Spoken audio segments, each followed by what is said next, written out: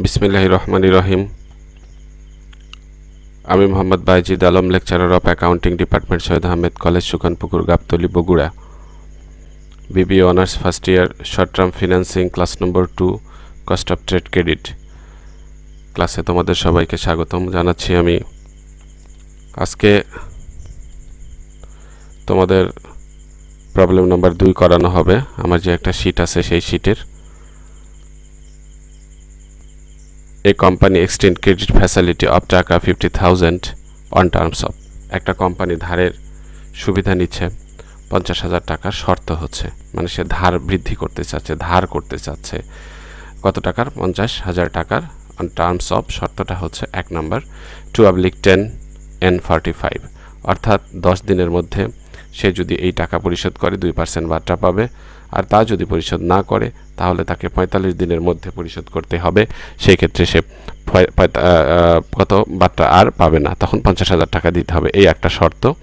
তারপরে 3/15 নেট 60, অর্থাৎ 15 দিনের মধ্যে পরিশোধ করলে 3% বার্তা হবে। তাছাড়া তাকে যদি এই 15 দিনে না পারে তাহলে সে 60 দিনের মধ্যে পরিশোধ করবে, তখন 50,000, তখন কোনো বার্তা হবে না।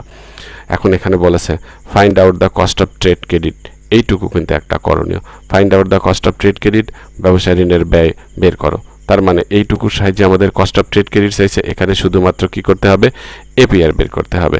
তারপরে দেখো বলেছে অ্যান্ড ইফেক্টিভ ইন্টারেস্ট রেট, এবং কার্যকরী সুদের হার বের করো, অবলিক অ্যানুয়াল ইন্টারেস্ট রেট, এবং বাৎসরিক সুদের হার বের করে ইন ইচ কেস, প্রত্যেকটাই। তাহলে আমাদের এই দুইটা যে আছে এখানে, এটা তো বলেই দিছে কস্ট অফ ট্রেড ক্রেডিট, আর একটা হচ্ছে কি ইফেক্টিভ ইন্টারেস্ট রেট।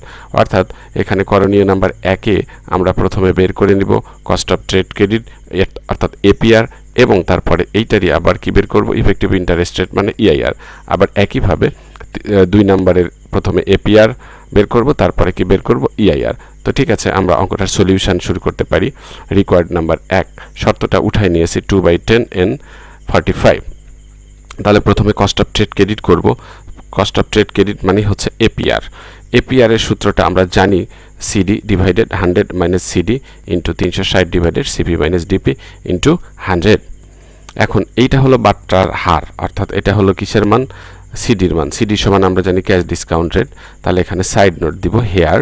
দেখো প্রথমে লিখেছি এপিআর সমান হোয়াট, তারপরে দিয়েছি সিডি। সিডি হচ্ছে কি? ক্যাশ ডিসকাউন্ট রেট, বাট্টার হার। এই যে 10 দিনের মধ্যে দিলে 2% বাট্টা হবে, তাহলে আমাদের এখানে এই 2% এটা কি? বাট্টার হার। আমরা এখানে এটা দিয়ে দিলাম 2।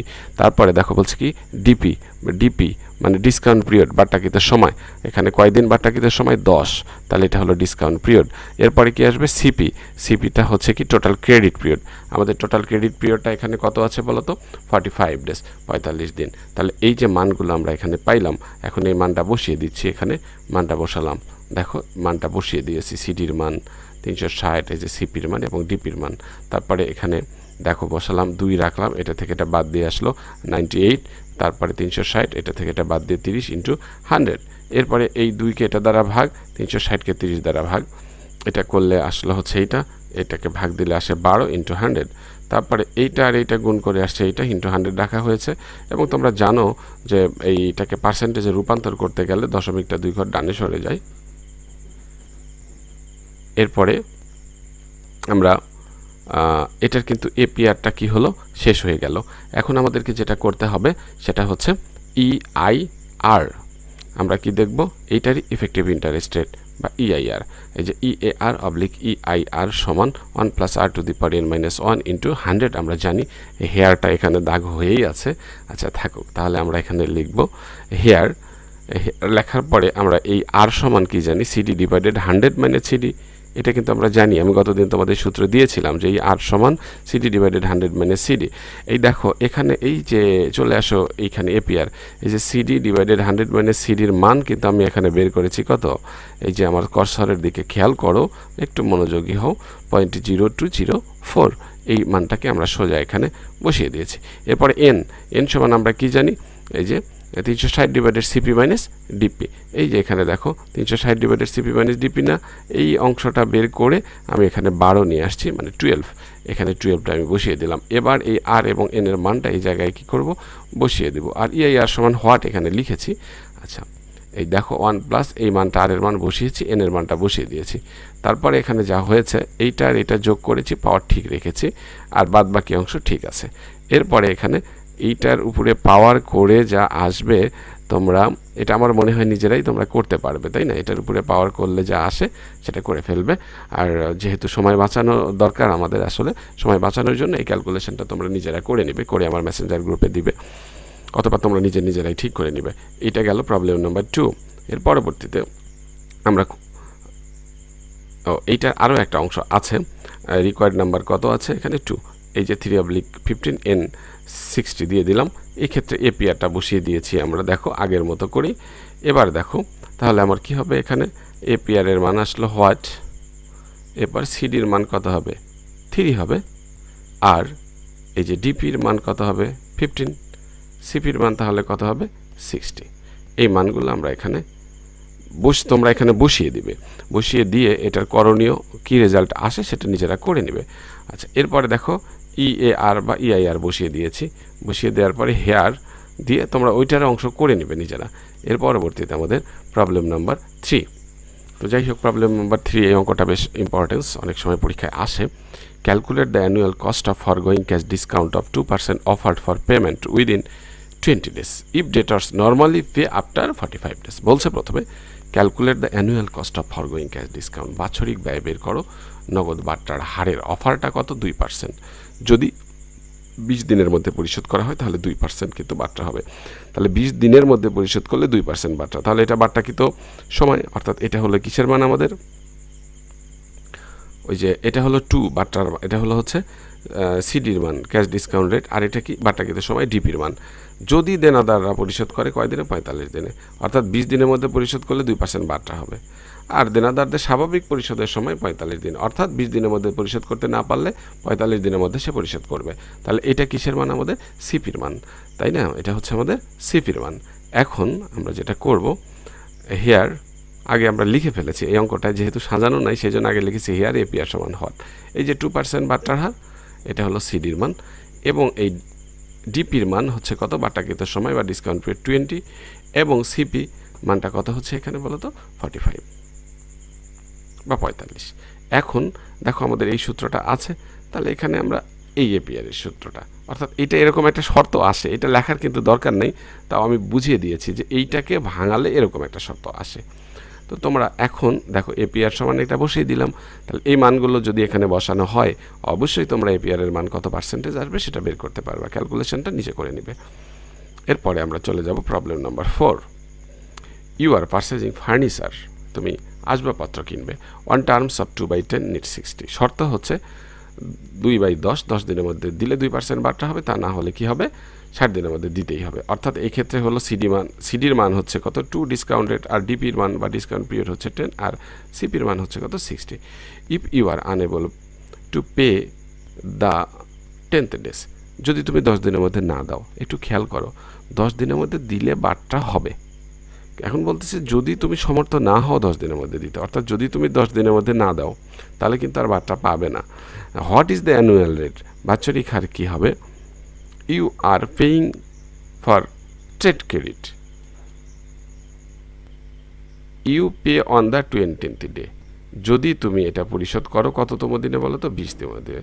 10 দিনে দিবে না, 20 দিনে পরিশোধ করবা। দেখো 10 দিনে দিবে না, আবার 60 দিন সময়ও নিবে না, কয় দিনের মধ্যে দিয়ে দিবে 20 দিনের মধ্যে। তার মানে কি আমার এইখানে সিপির মানটা আর কত থাকবে না, 60 থাকবে না, এটা হয়ে যাবে কত 20। তারপরে আবার বলছে if you pay on the 16th days, যদি তুমি 60 দিনের মধ্যে দাও, তাহলে 60 দিনের মধ্যে দিলে এবার সিপির মান কত থাকবে 60ই থাকবে। আচ্ছা, তাহলে এখন আমাকে যেটা করতে হবে, cost of trade credit record number 1 যেটা সেটা করি, এপিআর সাইড নোটে যাব হেয়ার, তাহলে এখানে এপিআর সমান হোয়াট হবে, সিডির মান কত থাকবে 2 থাকবে। এইবার আমাদের ডিপি ডিসকাউন্ট পিরিয়ড কত থাকবে 10ই থাকবে, আর এই যে 60 থাকবে না, এটার মান কত হবে, সিপির মান 20 হবে। তাহলে এই মানগুলো বসিয়ে দিলে আশা করি তোমরা এটা করে নিতে পারবা ক্যালকুলেশন। এবার আসি 2 নম্বরে, যদি তুমি কত দিনের মধ্যে দাও 60তম দিনের মধ্যে দাও, তাহলে এখানে তো সবই ঠিক থাকবে, সূত্র এটাই বসবে। এবার এপিআর এর মান হোয়াট, সিডির মান 2, ডিপির মান কত বসবে 10 আর সিপির মান কত বসবে 60। আশা করি এটার ক্যালকুলেশনটাও তোমরা কি করতে পারবে, নিজেরাই করে নিতে পারবে। ক্যালকুলেশন নিজে করো। আচ্ছা, এবার আসি আমরা আরও একটা অঙ্ক। দেখো বলেছে এখানে লাইম্যান নার্সারিস, এটা একটা প্রতিষ্ঠানের নাম, নার্সারি, পারচেজ সিডস, বীজ কিনেছে, কস্টিং টাকা 25,000, যেটার ক্রয় মূল্য 25,000 টাকা, উইথ এ টার্মস অফ 3/15। শর্তটা হচ্ছে কত, 3/15 নিট 30 ইওএম জানুয়ারি 12। তাহলে 3/15 নিট কত 30। তাহলে শর্তটা হলো এরকম যে 15 দিনের মধ্যে দিলে 3% বাট্টা হবে, আর তা যদি না পারে 30 দিনের মধ্যে দিয়ে দিতে হবে। মাস শেষে জানুয়ারির 12 তারিখে সে কিনেছে এটা। এখন বলছে কি, how much will the firm pay, ওই ফার্ম কত টাকা পরিশোধ করবে, if cash discount is taken, যদি কি করা হয়, নগদ বাট্টা নেওয়া হয়।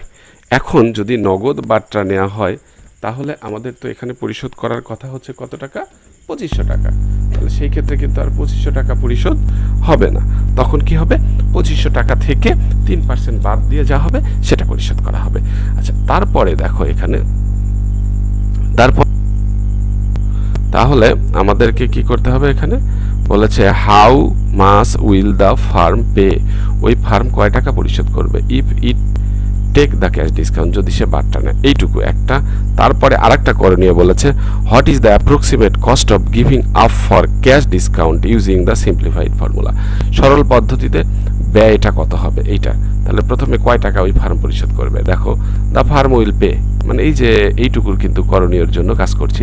দ্য ফার্ম উইল পে, ওই ফার্ম পরিশোধ করবে টাকা 25,000 গুণন এই 100 থেকে 3% বাদ যাবে, বাট্টার টাকা বাদ দিয়ে অবশিষ্ট যা থাকে তার উপরে 100 গুণন 97% সমান 24,250 টাকা দিবে। এরপরে রেকর্ড নাম্বার 2 বলছে কি, যে এই যে ব্যয়টা কত হবে এখানে, তাহলে ব্যয় হবে আমাদের এপিআর সমান সিডি ডিভাইডেড 100, মানে সিডি দিয়ে সূত্রটা লিখে দিলাম। তাহলে এখানে তো খুব সহজ, হেয়ার এই যে হেয়ার কত হবে, 3 হবে হচ্ছে সিডির মান, আর ডিপির মানটা কত হবে আমাদের 15, এবং সিপির মান কত হবে 30। এবার আমরা এই মানগুলো বসিয়ে দিব, বসিয়ে দিলেই আমাদের ক্যালকুলেশন নিজেরা করতে পারবো আশা করি।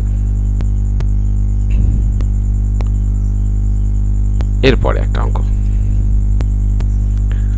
দেখো, a company extend credit facility টাকা 10 লাখ অন টার্মস অফ, একটা কোম্পানি 10 লাখ টাকা ধারের সুযোগ নিচ্ছে। শর্তটা হলো 2/10 নিট 45, 2.5/20 নিট 60, তারপরে বলেছে কি 3/10 নিট 60, 2/20 নিট কত 90। এই 4টা শর্ত আছে। এখন বলেছে কি দেখো, find out the cost of trade credit, ব্যবসায় ঋণের ব্যয় বের করো। তার মানে কি এইটুকু বলছে এপিআর, তারপরে কি বলেছে ইফেক্টিভ ইন্টারেস্ট রেট, কার্যকারী সুদের হার বের করো। এরপরে বলছে which term of the sales is best to the buyer, ক্রেতার কাছে কোনটা ভালো। এখানে 3টা করণীয়, প্রথমে কস্ট অফ ট্রেড ক্রেডিট, তারপরে ইফেক্টিভ ইন্টারেস্ট রেট। এই অঙ্কটা আমি তোমাদের জন্য পুরোটা হোমওয়ার্ক দিব, এবং তোমরা দেখবা বইতে উদাহরণে আছে এই ধরনের অঙ্ক, বইটা খুলে একটু দেখবা এবং ওটার সাথে মিলিয়ে নিবে তোমরা। এখানে যেটা করতে হবে, প্রথমে 1 নম্বরে লিখে এই 1-এর জন্য এপিআর বের করব, আবার ইফেক্টিভ ইন্টারেস্ট রেট। তারপরে 2-এর জন্য এপিআর ইফেক্টিভ ইন্টারেস্ট রেট, 3-এরও করব এপিআর ইফেক্টিভ ইন্টারেস্ট রেট মানে ইআইআর, 4-এরও করব এপিআর এবং ইআইআর। এরপরে এই 3টার বের করার পরে যেটার ইআইআরটা কি হবে আমাদের, যেটার ইআইআরটা সবচেয়ে কম হবে সেটার জন্য মন্তব্য লিখবে। একদম অঙ্কের লাস্ট লাইনে লিখে দিব যে যদি 2 নম্বরের ইআইআর কম হয় তাহলে লিখে দিব যে কি, এখানে বলেছে যে which term of sales is best to the buyer, তাহলে আমরা লিখবো যে terms 2 is the terms of sale 2 is best to the buyer, ক্রেতার কাছে 2 নম্বরটাই ভালো। আর যদি 3 নম্বরেরটা আসে তাহলে ওখানে লিখে দেবো শুধু 3। তারপরে আমাদের এই অঙ্কটা শেষ হয়ে যাবে। আশা করি তোমরা এই কয়েকটা অঙ্ক মনোযোগ দিয়ে দেখবে এবং বারবার দেখবে, তাহলেই হয়ে যাবে। আজকে তোমাদের এখানে ক্লাস শেষ করছি, তোমরা সবাই ভালো থাকবে।